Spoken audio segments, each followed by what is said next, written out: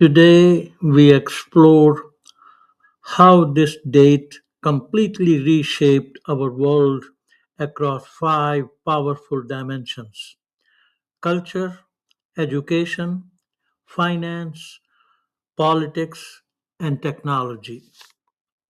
This day proves that history never rests. Let's dive into the fascinating interconnected events of this date that continue to influence how we live, think, and innovate today. So, without much further ado, let's go.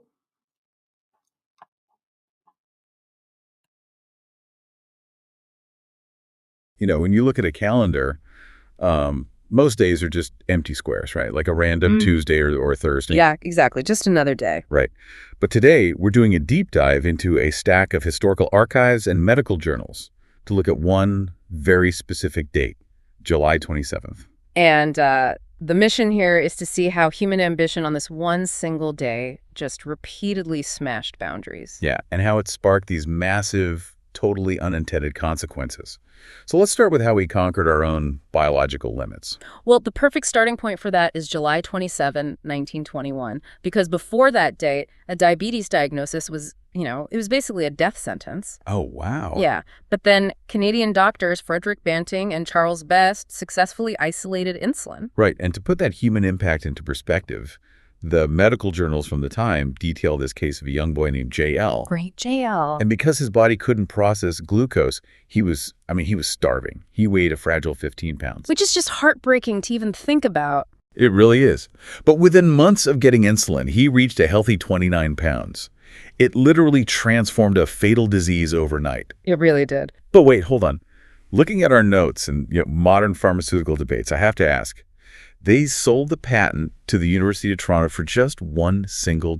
Yeah, $1. I mean, why not license it for profit? Like, not even a tiny royalty. Well, it wasn't about money for them at all. It was about quality control. By holding the patent, the university could ensure the drug's absolute purity. Ah, so they could stop people from peddling fake, ineffective versions. Exactly. They prioritized the common good over personal fortunes. Okay, let's unpack this, because that drive to overcome biological limits sort of perfectly mirrors our drive to conquer geographical ones. Right. Like July 27, 1866. That's when the first successful transatlantic telegraph cable was completed. We went from waiting weeks for a ship to suddenly transmitting 8 words a minute across the ocean. Which completely shrunk the globe. Yeah. And then decades later, on July 27, 1949, we shrunk it even further. With the first flight of the Comet 1, the very first commercial jet airliner. And if you've ever flown on a commercial jet, you actually have July 27th to thank for those oval windows you look out of. Yeah, because originally the Comet 1 had these massive square windows. And that design choice was devastating, right? Oh, absolutely. Think about trying to open a really tough piece of plastic packaging. Like clamshell packaging. Exactly. It's incredibly hard to tear unless there's a sharp corner or a nick in the plastic. Then it just rips. Right. The same physics applied to the plane's cabin pressure. The stress focused intensely on the 4 sharp corners of those square windows. Which led to fatal metal fatigue and literally mid-air breakups. Yeah, it forced the whole aviation industry to redesign planes with stress-distributing oval windows. Okay, I'm following the leap from biology to aviation, but looking at our notes, you're jumping from deadly metal fatigue to Bugs Bunny. I know, it sounds crazy. How does a cartoon rabbit fit into a global paradigm shift? Well, it's all about the side effects of a shrinking world.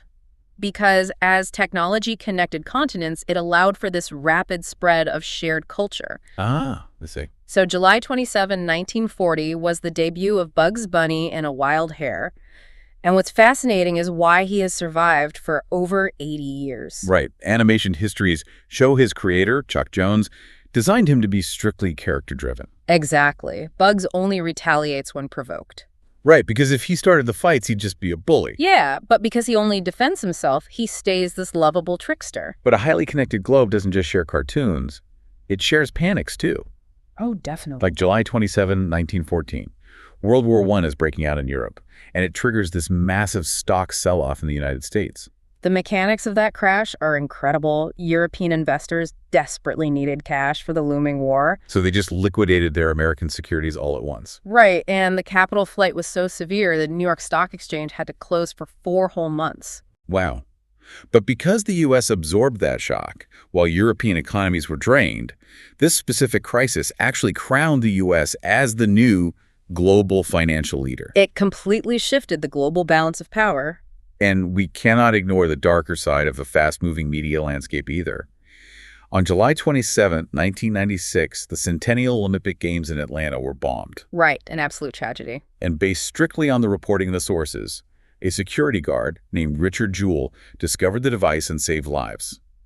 But the incredibly fast 24-hour news cycle wrongly vilified him as the suspect without any actual evidence. Which is a stark reminder from the archives that as our world gets faster and closer, the friction increases. Right, it gets messier. And that's why humanity has had to constantly rewrite the rules of power and conflict. Like take July 27, 1794. 9 Thermidor. Right. Maximilien Robespierre's midnight plot collapsed because his own allies struck first. They were terrified they would be his next victims. And his death ended the reign of terror and totally pivoted the French Revolution. Exactly. That need to manage conflict brings us to July 27, 1929, when the Geneva Convention was signed. Which ratified the humane treatment of prisoners of war. Right, giving us the famous rule that a prisoner only has to provide their name, rank, and serial number. It was this big attempt to inject rules into the total chaos of war. But fast forward to our final event, July 27, 1953, the signing of the Korean War Armistice. Yeah, after 158 grueling meetings, they established the demilitarized zone.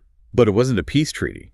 It just froze the violence in place, leaving a divided peninsula and the tense nuclear standoff we still see today. You know, looking at all these dates side by side, there's a really striking irony here. What do you mean? Well, in 1929, the Geneva Convention tried so hard to mandate that POWs get sent back home safely. Right. But just 24 years later, that 1953 Korean armistice dragged on for years, specifically because North Korean and Chinese POWs refused to be repatriated. Oh, wow. Yeah, they were terrified of persecution. It's a profound realization from our sources.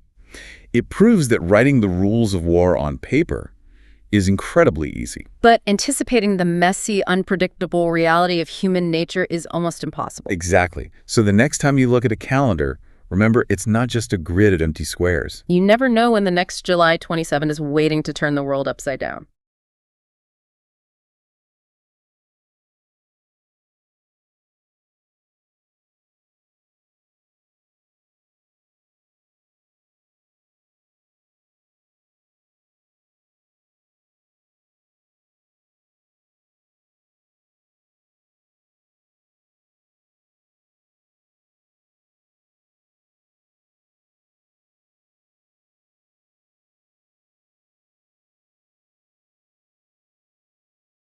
Hi viewers, family and friends.